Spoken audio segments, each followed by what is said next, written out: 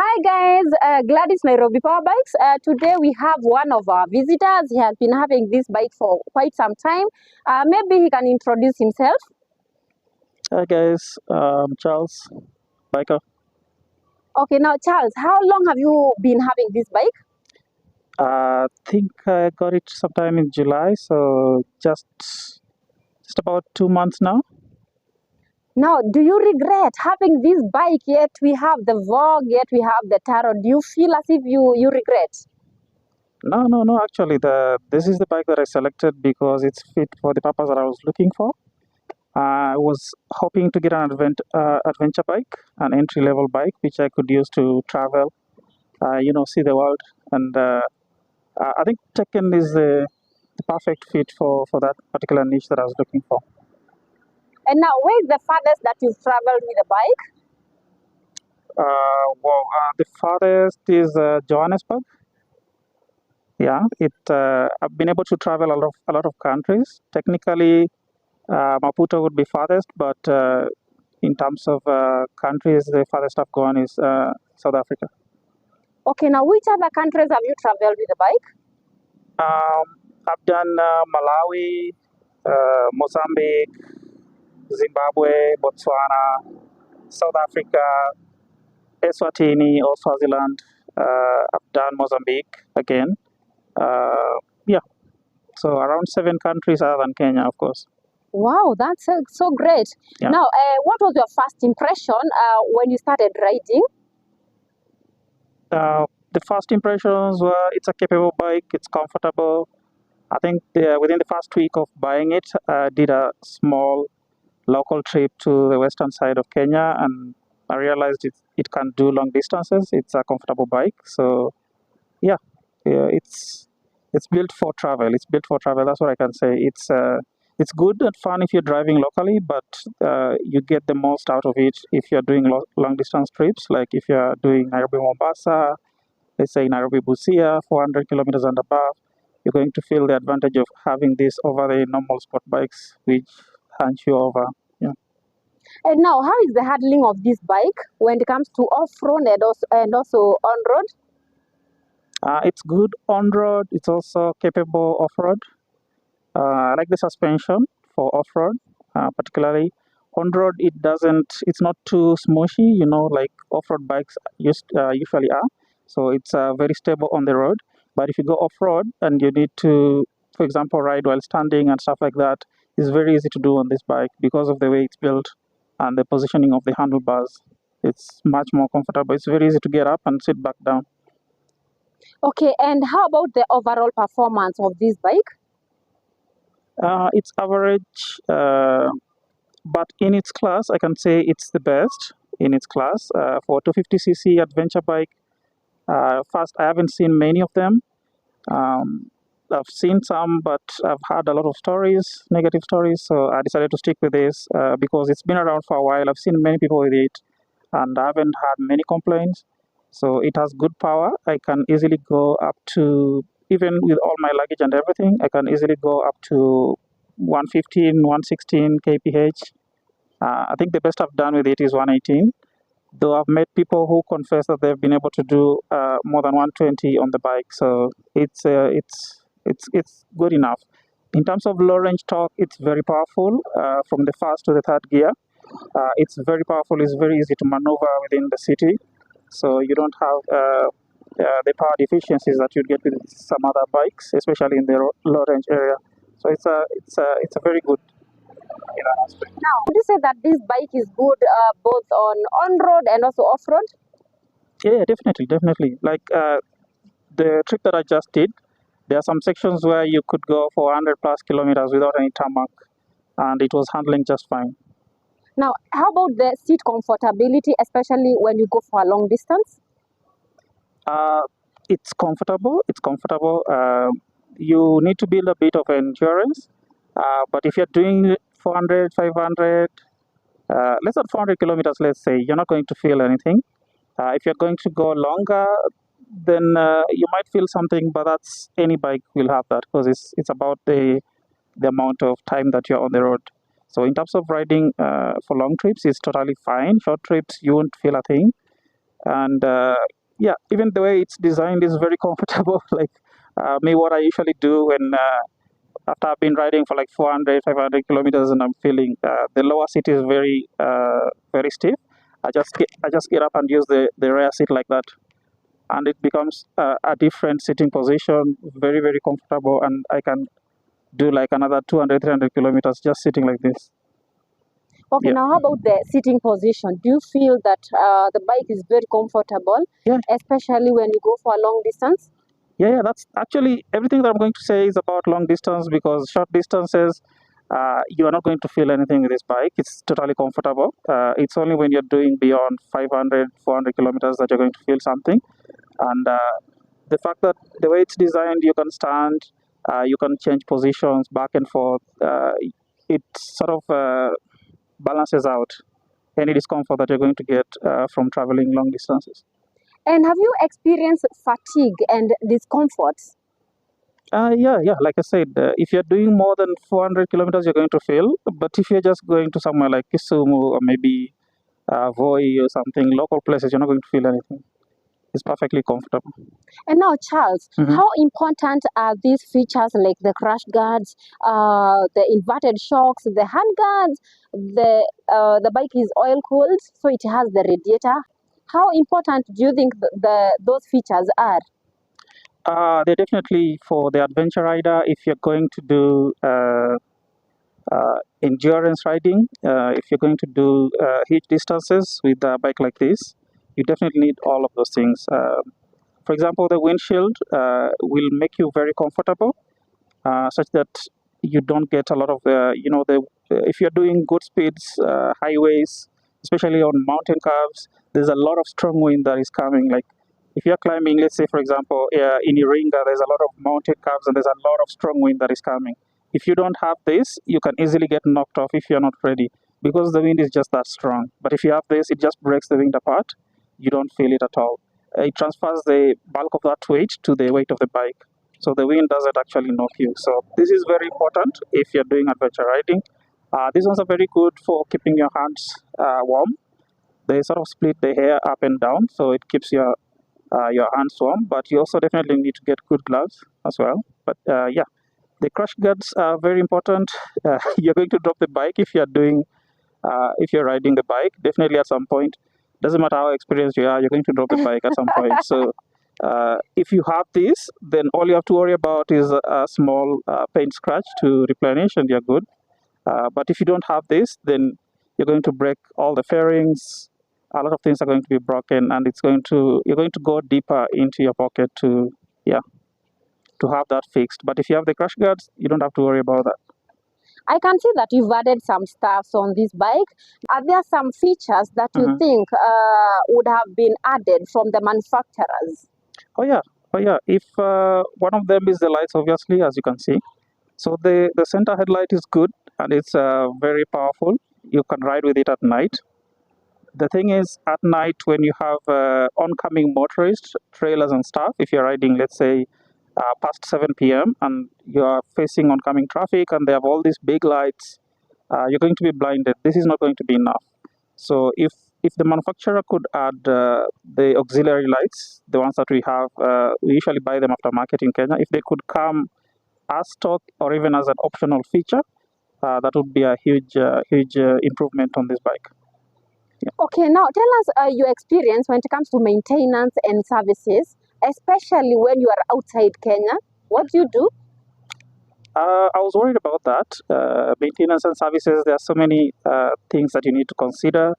I was particularly worried about the oil spec, because the 40 formulated oil is not available in other countries. In Kenya and Tanzania, you have it, but from there onwards, those other countries, they don't have a lot of bikes, so they don't formulate products specifically for bikers. So it was going to be a challenge, but based on the manual for this bike, they have recommendations, like you can use SA 20 to 50, any oil that meets that specification. In terms of viscosity, you can just use that. And so that's what I did. I just use the locally available oil. I just check for the viscosity rating, and if it is correct, then I would just use it. It's very easy to change the oil. I actually did it myself most of the time. In terms of servicing, it's a Chinese bike, and I must say sometimes when people say Chinese bike, they mean it in a bad way. But for me, Chinese bike is actually a strength because the fact that it's Chinese means that it's distributed in terms of components. You can easily get replacements anywhere in Africa. So in Tanzania, for example, I'll give you an example. The other day I called you when I had an issue with my indicators, and the mech told me what model I needed to look for, and on a on a roadside shack, like somewhere with the Mama Boga and whatnot. It was like in the middle of nowhere, and those guys, they had that particular component in the shop. I did not expect to find that, and it's a huge advantage. And I was just thinking, like, if I had these, big brand bikes, I'm not dissing them. I'm just saying, like, the reality is they don't have a very good distribution network in Africa, which Chinese bikes enjoy. So, like, with this bike, you can break down anywhere. You're going to find a part. You may not find the one that is branded Tekken, but you'll find something that is totally compatible and will work in the bike. So it has that huge advantage over most bikes that are available in the market. And now, which bike were you riding before, Charles? My first bike, I'm a bit of an on and off rider. So my first bike was a TVS Star 100. That was like 10 years ago, a lifetime ago. The second bike I had was a Benelli TNT 150. I had that around 2019, 2020. Then this is the third bike that I'm riding right now. And have you encountered any mechanical issues with the Tekken 250cc oil cooled? Just normal issues. Nothing unique to the Tekken per se. Just the same issues you'd have with any other bike. For example, I wore the chain out. I may have forgotten to lubricate it a few times, so it wore out. I had to adjust it. And the normal service, I think that's it. Mechanically, in terms of the engine, I haven't opened that engine. That chamber has not been touched right now at 10,000 plus kilometers. That chamber has not been opened for any reason. Just the normal service and the circuitry replacements here and there, nothing major. Would you say that you have had any issues with the spare parts and the accessories at any given point? No, I was afraid of that, to be honest. I was scared about it, but after that incident I told you about, where I was able to get a replacement in the middle of nowhere in Tanzania, I just realized that that's not going to be a problem. So, yeah, it's not an issue. Okay, maybe you can tell us about the fuel consumption and the top speed of this bike. I know that you've tried the bike. Yeah. So, the fuel consumption for me, it depends with how you ride, but based on the way I ride, the average I get is around 25. I know people who do 30 on the bike, who have been able to squeeze up to 30. But for me, based on the way I ride, always accelerating and stuff, I just do 25 on average. Yeah, it's a good average. Sometimes I go more, sometimes I go less, but conservative average, the least I've done is 25 a liter. And how expensive is the maintenance of fuel consumption and the insurance? Yeah, the insurance is not expensive. Depends on how you want to go. If you're going for third party or comprehensive, I think it's the same, just border. If you're doing third party, comprehensive is based on the value of the bike, so it's not that expensive compared to, let's say, insurance the car. Have you put a tracker on your bike? No, actually no. Are you planning to do that? I've thought about it, but the way I use the bike, I'm very careful, let's say. So, for example, I would never pack it like in somewhere where it would be easy to steal, for example. I always make sure that I lock it securely. I pack it in my own packing, which is very secure, gated community and whatnot. So I'm not afraid of theft. It's not a big issue for me. Even when I go out, I would never, for example, leave it somewhere like that without getting someone to watch it for me. So the way I practice my security protocols, I've not thought about putting a tracker or anything fancy like that yet. But I see some people do it, and I think it's a good idea if you want to be extra careful. Yeah. Okay, now Charles, what is your favorite aspect or the feature of this bike? Well, the fact that it's an adventure bike, the entry-level affordable adventure bike, it's the best aspect, I guess. Yeah, it's generally comfortable compared to other 250cc bikes that you'll find in the market. So it's very, very comfortable. Yeah. Would you recommend this bike to the beginners? Oh yeah. It you can begin with this. You can begin with this because it's forgiving in that it doesn't have a lot of power that will punish you if you make a mistake. So if you're a beginner, you can start with this one, especially in terms of the rev. It's not as sensitive as, let's say, 500cc bike. So you can make mistakes here. You can make wrong moves. You're probably just going to drop the bike at most if you're a beginner. Because again, if you start with a really big bike as a beginner, you are likely to break something. Yeah. Okay, now Charles, when you go outside Kenya to those countries that you've just mentioned that there are no many bikes, Yeah. do people gaze at you? Do people like stare at you at your bike? Do they want to know what kind of a bike is this? Yeah, most people they are drawn to the bike everywhere you go. In some places, like everywhere you go, basically people recognize that it's not a normal bike. So it has that wow factor basically. So in some places you'll even have crowds gathering to salute you, stuff like that. You know, like where is this one coming from? So like it has that wow factor definitely because it's built as an adventure bike. It is a big bike. At the same time, it's a perfect balance between big and small. So like it's big enough to draw a small crowd. But at the same time, it's humble enough to allow someone to use it even without a lot of experience. Yeah. Now, do you mind sharing a beautiful moment with a bike?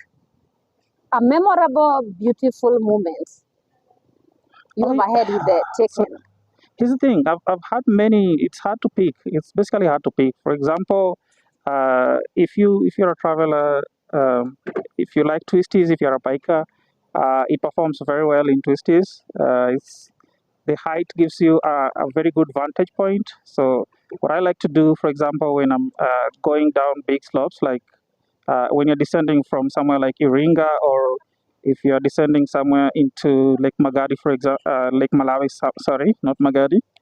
There are those views, the viewpoints where you have like a huge vantage point. With this bike, you just stand up and you get to,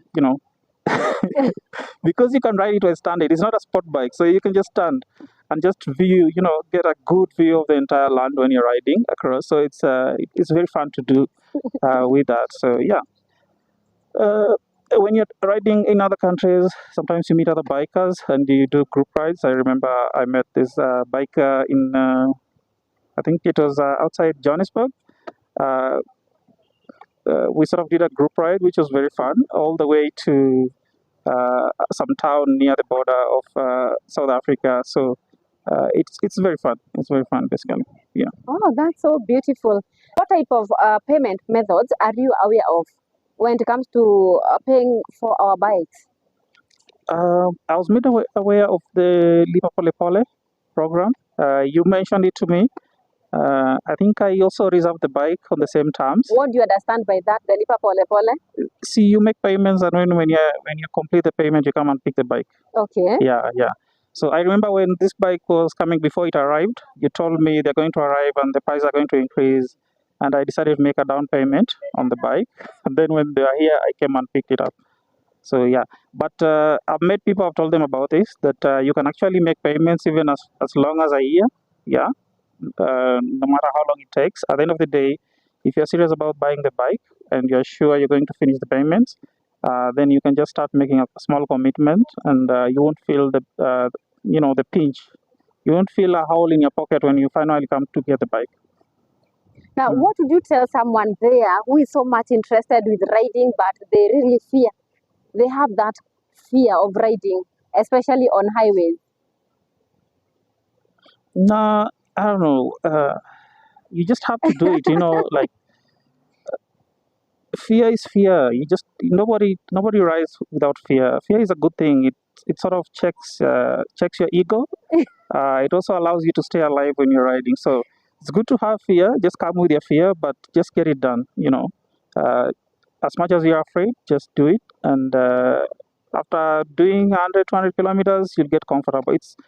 It's just that simple. You have to do it. Like there's no medicine for fear, but at the same time, fear is your mind telling you that what you're engaging in is something that is very serious, and you can lose your life at any time. So yeah, just take the cautionary aspect of it and apply it to safe riding. So like, don't make mistakes. Don't be too excited on the road. You know, there are crazy people on the road. You're the only smart driver there. So just be careful, basically. So yeah. Okay, and what would you tell the beginners? Just keep riding. Keep riding. Keep riding. You may not be good at it today, but just keep riding. At the end of the day, the confidence, the experience, it doesn't come if you're sitting on the couch. So even if you're a busy person, so long as you have a bike, just take a weekend, go somewhere, go to do short distances, Kitengela, you know. After some time, extend your range, go to Namanga, go to Naivasha. The next time, go to Kisumu, go to Western, you know, just extend your range slowly, and you'll build the confidence, and you'll be able to, you know, do large distances over time. Wow, thank you so much, Charles, for your time. Thank you. Until next time, Gladys was your host. Kindly subscribe, share, and also comment. So, Charles, from here, where are you going? I just came for the service because, like I said, I've done a long distance. I haven't had it checked with you guys, so I just decided to have it checked and diagnosed for any issues that may have come up. It seems to be in good shape, so I'm good. I'm just heading home right now. What would you say about our customer service? Yeah, it's great. Thank you so much. It's great. So we are going to release you. Okay. Yeah, thank you so much. Asante. Yeah. So, Charles. Oh, ulikuwa na nini na inaitwaje? The gate pass. You have the gate pass?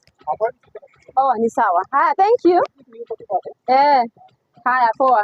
Okay.